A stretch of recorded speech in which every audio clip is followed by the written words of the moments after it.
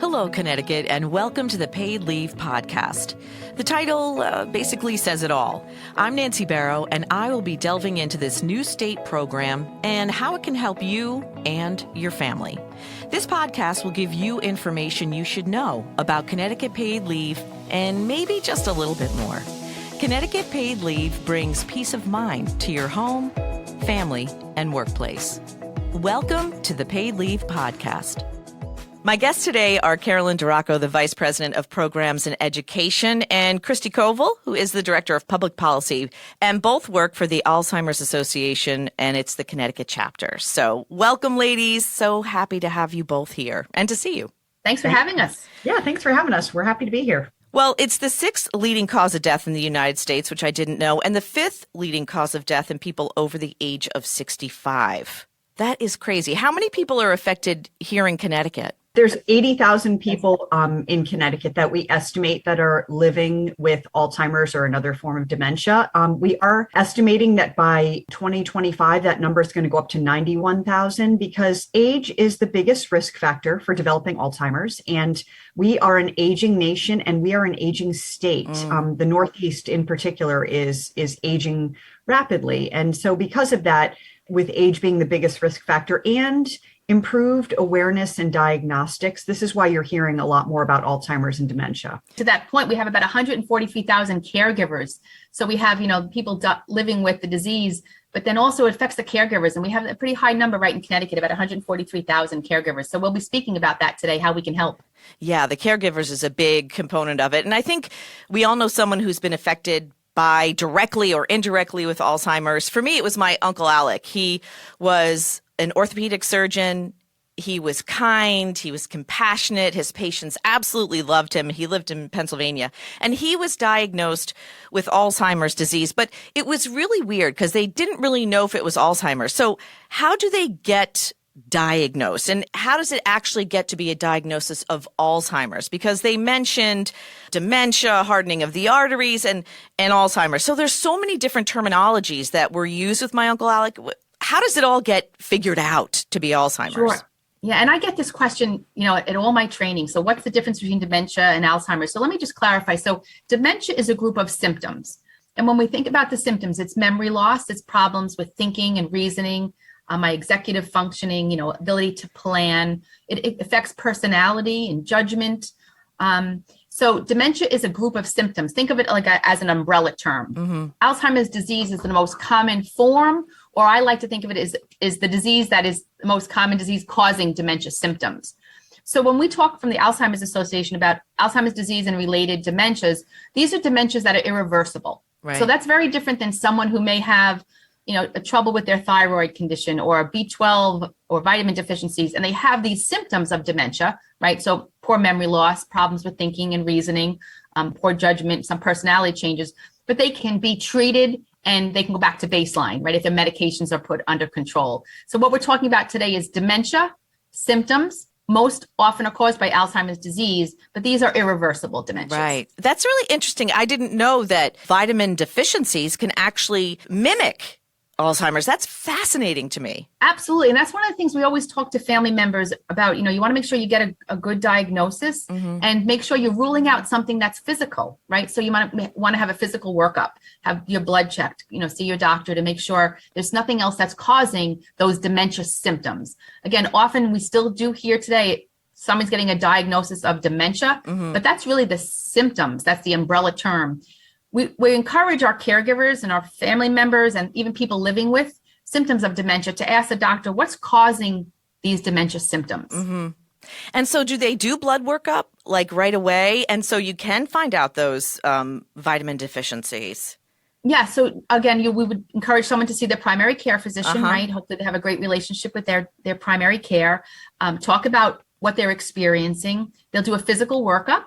A lot of times and often follow up with some mini mental testing, maybe a CAT scan or MRI or a PET scan. So when someone gets the diagnosis of Alzheimer's. What happens and where do you help? Do you help with the caregiver aspect? Do you help with the patient aspect? What does the Alzheimer's Association of Connecticut do? Being with you today on this podcast, hopefully we're letting people hear us and know that first of all, we have a 24-hour helpline at 1-800-272-3900. So someone who's concerned about their memory or has been given a diagnosis or the caregiver can call us. The two words I like to share are education and support. So if somebody is educated about the disease, they understand maybe what are the early signs and understand the progression of the disease. Really important also to get support. So we have caregiver support groups for family members, friends, neighbors. Also, we have support groups for the person living with the disease. And I'd love to share, I had someone in my group who was diagnosed. It was 8 years now. And she said, I was diagnosed, but I'm not dying tomorrow. So how do I learn to live well today with this disease? And we're really encouraging physicians, diagnostic centers, if somebody is getting a diagnosis of Alzheimer's disease or another related dementia, to let them know we have a helpline. There's education. We have online education. We are doing in person. We're happy to be back in person doing community programs. So really understanding the disease and how we can help both the caregiver and the person living with live their best quality of life. We talk about effective communication strategies, how to best have conversations, looking at the person so they can understand your body language and speaking slowly, focusing on one task at a time.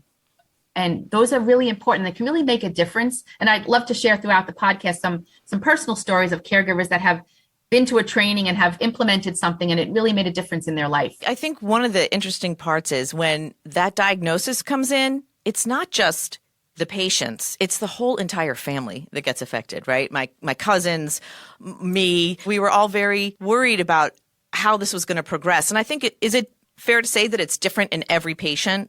Yes. So we say that progression can be from like 2 to 20 years, the average 8 to 10, but it depends on the person and other comorbidities that they may have. Lifestyle intervention possibly can make a difference, but absolutely the caregivers need education and training and support. So often the person living with the dementia looks perfectly healthy, and the caregiver might forget. This is why they're repeating the same story, and this is why they're asking me the same question over and over. So understanding, I always, when I teach, I'll show a picture of the brain and show the atrophy. A healthy brain would weigh about 3 pounds. Upon the disease progression, it actually shrinks to about 1.5 pounds. Wow. So when I share that with caregivers in a very sensitive way, it lets them know, what, this person is not doing this on purpose. There's a reason for these behaviors or the forgetfulness or for the lack of judgment. I always thought that Alzheimer's was lesions on the brain and from inflammation. Is that incorrect? There are some studies looking at inflammation. What we know is that there's cell death. So the dementias that we're talking about, so whether it's Alzheimer's disease, dementia with Lewy bodies, frontal temporal dementia, those areas of the brain, there's actually cell death. So those neurons have died. With Alzheimer's specifically, what we know today in research is that there's plaques and tangles that actually are killing that neuron or that cell. So there's actually cell death. So if you looked at a picture of a brain, you could see the atrophy, and there's certain holes, especially in the hippocampus with Alzheimer's disease. So very often a family might be confused because they say, my mom has a wonderful memory. She's talking about her wedding 50 years ago, but then she doesn't remember I just gave her lunch. Right. Different part of the brain. So that education for families is really key to help them understand why these behaviors and some of the forgetfulness happens. I do remember my Uncle Alec getting really overwhelmed in large areas when the disease progressed, and he would forget who I was, and my aunt would say, oh, this is your sister's daughter, and he would be like, oh, right, yeah. It was very interesting to see the progression with him. Do you find that it's more affecting men or women, or is it pretty equal? We know more women are affected. 2/3, Christy. Am I correct on that? 2/3 are women. It's because, women live longer. So we are. And there is a higher rate of occurrence in African-American and Latinx as well, for some, reasons around some other, diseases, maybe not get diagnosed. Are there things that you can do to prevent it? Well, so what we can say is that there's certain things that can lower risk. Okay. Right. So when we talk about lowering risk, we talk about keeping your numbers in check, right? So your weight, your sugar level, your cholesterol, your blood pressure, right? So you want to keep those numbers in check.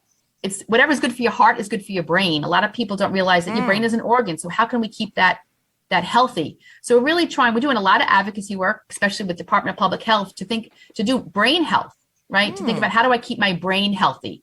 Lots of studies looking at preventative studies today, looking at diet, exercise, Mediterranean diets, and if that can help lower risk. So we really can't say prevention right now. I think the safer word is to say lower risk. I did an interview with someone who had Alzheimer's, and they said that there's the only place in the world that it's low.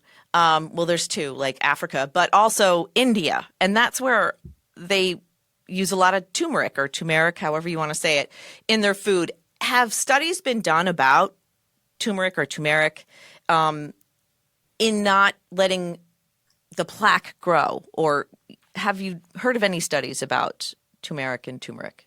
Not specifically with turmeric, but what I can share with you is that there's that real correlation, because obviously turmeric is an anti-inflammatory and people take it. And so there have been studies looking at inflammation in your body and correlation to disease. And the Alzheimer's Association, we are the largest private funder of nonprofit research in the world. And we just finished our international conference. And two of the findings in that study, to Carolyn's point, one was on processed foods and a higher risk of developing cognitive decline. And then also for folks who have MCI or mild cognitive impairment, just how beneficial it is just to have mild exercising and body movement in terms of being able to prevent further decline. So we do know there is this enormous interest, not only in just drug therapies, but in lifestyle studies that's happening around the world, looking at all kinds of things between diet, exercise, sleep, as we age in terms of indicators for, healthier aging and possibly as a preventative tool. That's something that's very interesting, and the correlation with your brain and your heart is very interesting to me. It's great that you're doing all this research. And I didn't realize that you were, Christy, let me understand. So did you say you are the biggest privately funded research? So we fund just in Connecticut alone over $2 million in research, at Yale, at UConn and UConn Health. But nationally, we're funding studies, in all kinds of areas, in drugs, in lifestyle. Right now, the Alzheimer's Association is doing a study called the US Pointer Study. And this mimics a study that was done back in Finland in 2004, I believe. And what this is the largest clinical trial for people who are at risk of developing Alzheimer's disease between the ages, I believe, 60 and 75. And providing lifestyle interventions to look at lowering risk. So participants who qualify can get involved in this trial and have some interventions, whether or not that's, health club membership or diet interventions, that sort of thing, to see if their risk is lowered. And it's really, and another thing that we're doing in this study is we're really looking at trying to get a broad representation of study participants, because we know that in clinical trials, that hasn't always been the case, not just in Alzheimer's, but in other diseases. And we really need this good data to have good representation about what we can do. How big a part does genetics play? There's what we call a deterministic gene. So this is a gene that determines you will have the disease. It's very low. It's like under 0.1% of those living with the disease. So we have that deterministic gene. And a lot of people, if they watched Still Alice, they think the movie, that there was a deterministic gene there. Yep. But we also know there are about 30 or more genes that, again, are related or risk factor genes. Looking at APO3 and APO4, looking at those genes, if you have more or one allele. So there's lots of different studies on that. So again, there's the deterministic gene, which will determine that you do have this, you will get this disease. Again, it's not common, but there are other genetics that we're looking at to say, are these risk factors or will they increase the chance? Right. Most of us have had someone that we know or someone in our family affected by Alzheimer's, but even TV or print media have really been, I think, playing a part in letting people know a little bit more about it, like the Glenn Campbell story. To really watch him and to see from the family's point of view, right, the caregiver's point of view, for people who may not have had that personally, I think that really played into the caregiver aspect of it and how difficult it can be. Right. At the Alzheimer's Association, we're really trying to help eliminate stigma. Right. We do know there's a stigma with this disease. I could share a story. So I have a group, we call it GAP. They named it themselves. They want to give Alzheimer's purpose. These are people living with the disease. And we did a project together. I said, if you had an opportunity to write on a T-shirt what it's like to have this disease, or what message do you want the community to know? And it was really interesting. They wrote like, it's not my fault. I can still do things. Some of them were funny. They said, I need a GPS for my mind. But I think really understanding that this is a disease like other diseases, and it's not anyone's fault. And they're really trying to do the very best that they can. And some of the behaviors and some of the forgetfulness is absolutely not on purpose. Yeah, right. And I think that's really important to help eliminate the stigma and for people not to be afraid to talk about it. You know, once we talk about it, once caregivers talk about it, they know that they're not alone. Often in my support groups, I have a family member to say, that's happening to you. I didn't realize. I thought that was my fault and I was not interacting properly, or I was doing something wrong. And they realize that, you know, they're not alone. And I think that's so important. What kind of services do you have for caregivers? What are some of the things that you help family members with? Again, the helpline is there, and the helpline could be, it's 24 hours. It could be 3 a.m. You want to talk to somebody about your day. We also have, again, educational programs. These are in person. We also have them virtually on a Zoom call with, you know, PowerPoints and videos. And then we also have an online learning that you can watch they're free, that you can watch in the privacy of your own home. And again, they talk about maybe what are the 10 warning signs. So if somebody is not sure about some of the things that they're experiencing or that their loved one is experiencing, they could watch the 10 warning signs. We have a whole program called Understanding Alzheimer's and Dementia. So what is the disease? What's happening? Again, the effective communication program. And also one of my favorite is understanding and responding to dementia-related behaviors. And so again, it's helping the caregiver understand the behavior and then learn some tools to how to best respond to that behavior. Right, not to exacerbate the situation and escalate it. And what a lot of people don't know is we also have programs for the person living with. So we have a whole series that, you know, a whole Live Well series. So the person who's living with can live their best life. And what do those include? So that would include about even just accepting the diagnosis, right? Yeah, right. Discussing who to tell and when they feel comfortable telling the person, focusing on strategies and tools in their own life, like maybe, you know, limiting some tasks, doing one thing at a time, maybe changing some of the ways that they used to have family gatherings and making maybe a small gathering at lunch rather than dinner. So helping the person learn some strategies and tips to just focus better. Even, you know, going out to restaurants, maybe going to a smaller restaurant where it's not as loud. You mentioned someone who was 50 with it. What do you consider early onset Alzheimer's?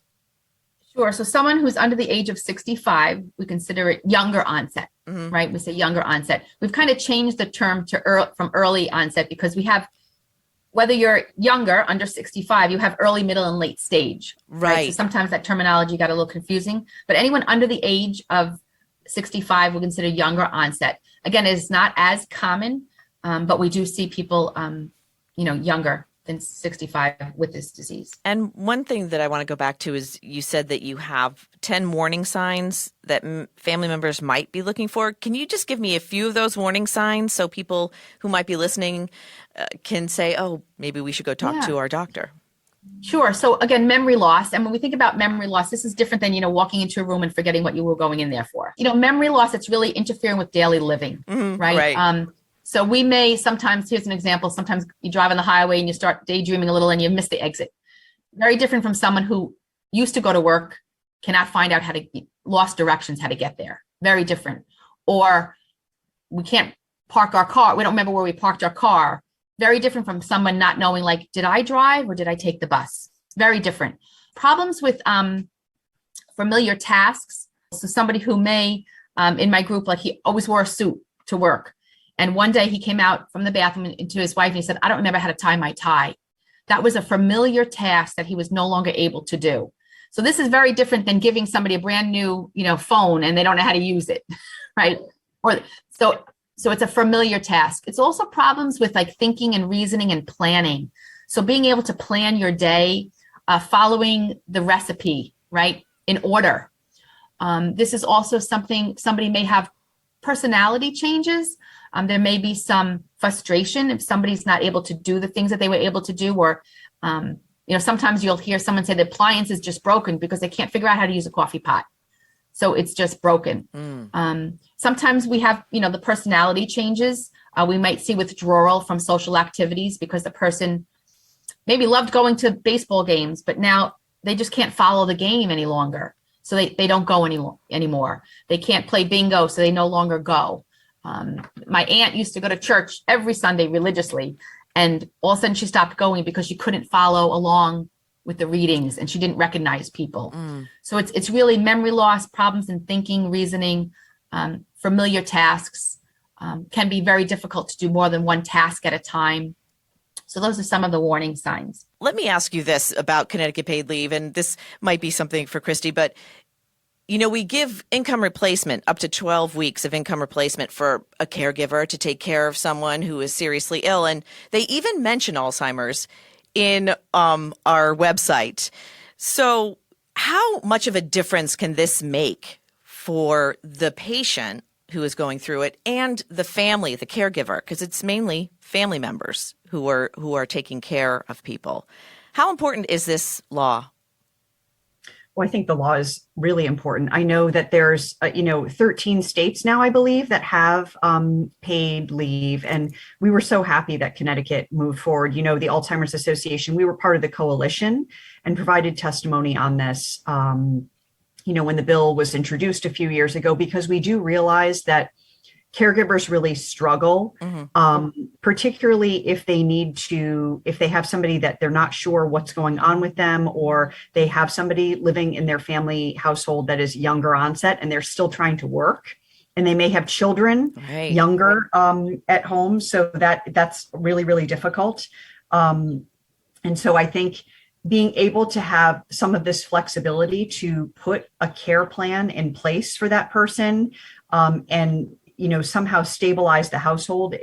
This disease, the challenge of this disease, to Carolyn's point, is that there's no simple trajectory. It's not like you get the diagnosis and you can have a script that it goes along a certain way. There are stages with the disease and, increased care needs. And it could be that somebody is taking care of their loved one at home and things have progressed and it's become too difficult for that person to work, and they need to step aside and have some type of paid leave to address increasing care needs. Also, just to recognize too that women are much more affected, as caregivers, and in terms of having that income stream interrupted, because they have to, take time out of work to be able to have this opportunity that they are able to have, income while they're addressing this really critical need. It also adds to quality of life for them to be able to provide care for that person, and high quality care, and actually be there for the person.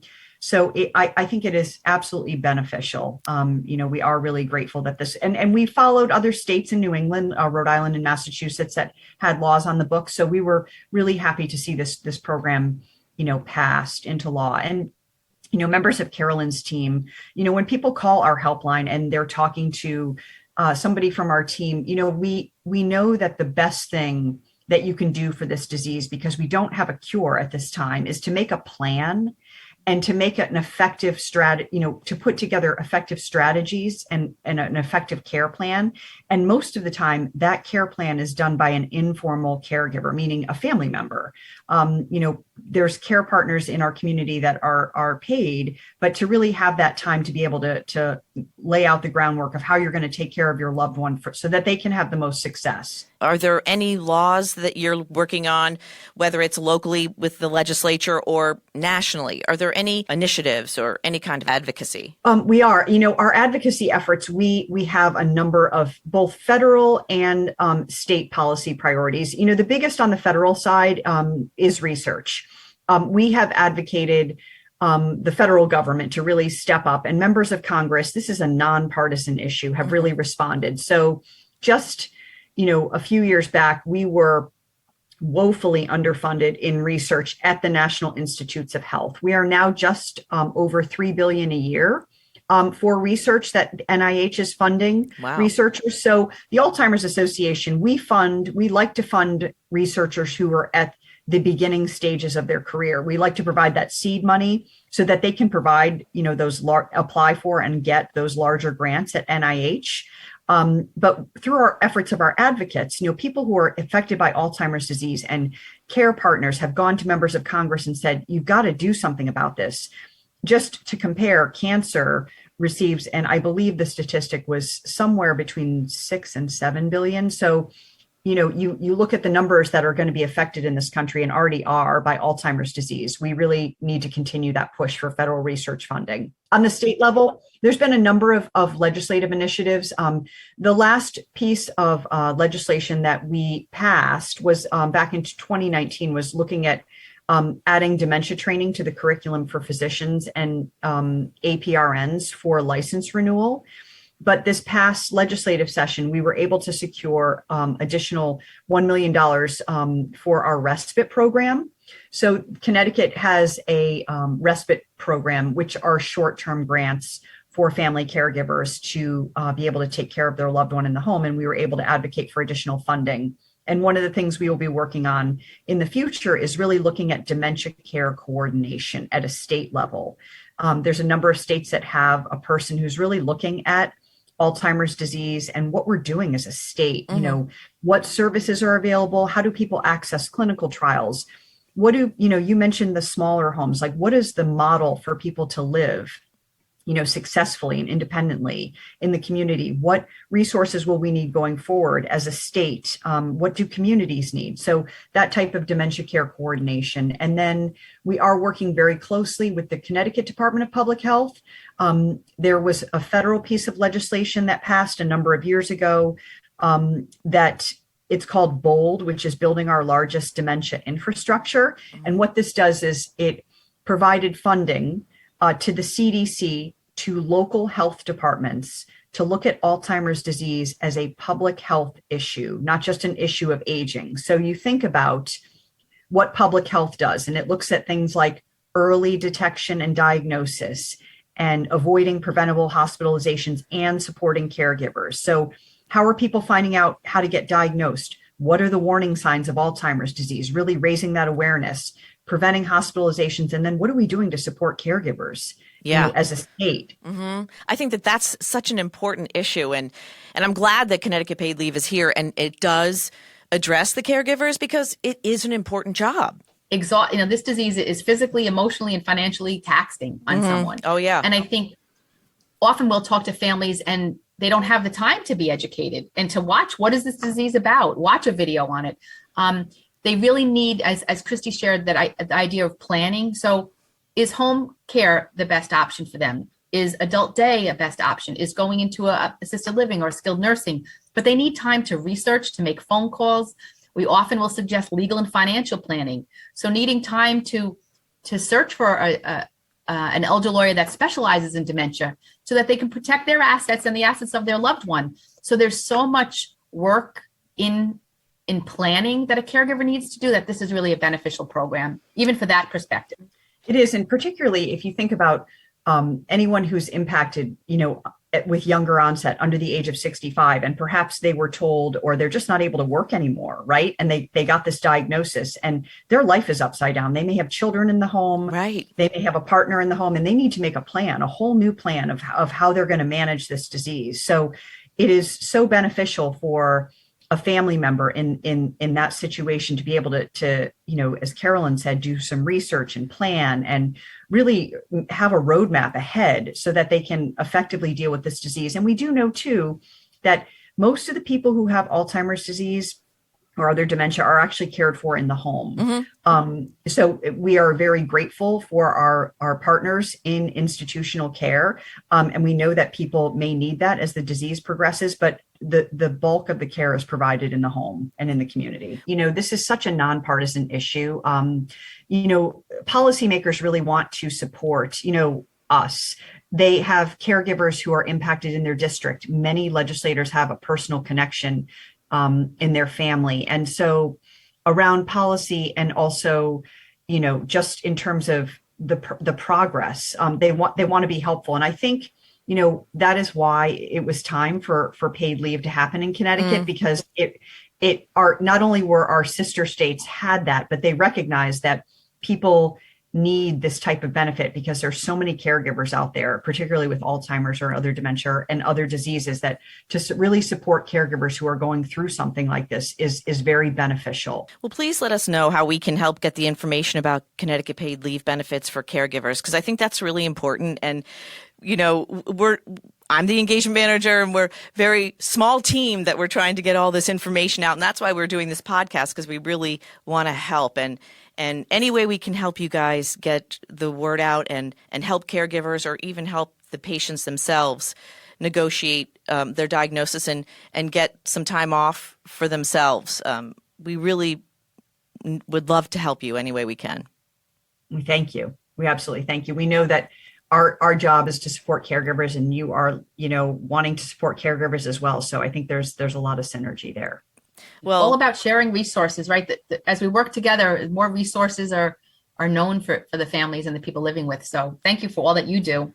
Well, thank you, Carolyn and Christy. Thank you so much for the conversation today on Alzheimer's and Connecticut paid leave and how we can help people get their information. How can people get in touch with you guys?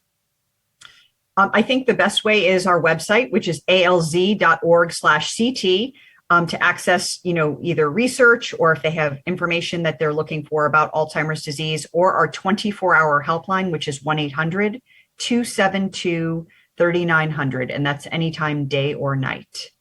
Well, thank you both again. And to find out more about Connecticut paid leave benefits, please go to our website at ctpaidleave.org. This has been another edition of the Paid Leave Podcast. Please like and subscribe so you'll be notified about new podcasts that become available. Connecticut Paid Leave is a public act with a personal purpose. I'm Nancy Barrow, and thanks for listening.